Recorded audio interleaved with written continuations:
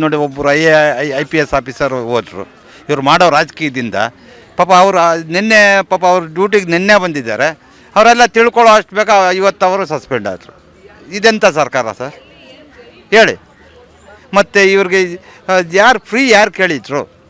ಯಾರಾದ್ರು ನೀವು ಕೇಳಿದ್ರ? ನಾನು ಕೇಳಿದ್ನ? ಇಲ್ಲ ನನ್ನ ಮನೆಯವ್ರು ಕೇಳಿದ್ರ? ಈಗ ಇವ್ರಿಗೋಸ್ಕರ ಎಲ್ಲರನ್ನೂ ಬಲಿ ಕೊಟ್ಬಿಟ್ರು. ಈಗಲೂ ಬಲಿ ಕೊಡ್ತಾನೇ ಇದ್ದಾರೆ. ಇದು 2.5 ವರ್ಷದಿಂದನೂ ಅಷ್ಟೇ.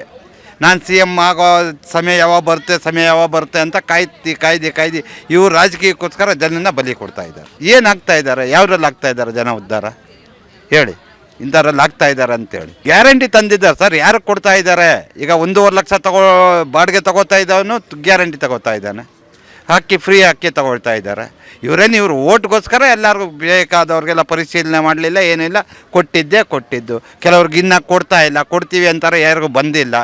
2 ತಿಂಗಳದು ಕೊಟ್ಟಿದ್ದೀನಿ ಅಂತಾರೆ, ಅದು ಸುಳ್ಳು, ಇನ್ನೂ ಬಂದಿಲ್ಲ. ಅದು ಜಾಹೀರಾತು ಅಡ್ವರ್ಟೈಸ್ಮೆಂಟ್ ನೀಡಲು ಸಂಪರ್ಕಿಸಿ 9535808456.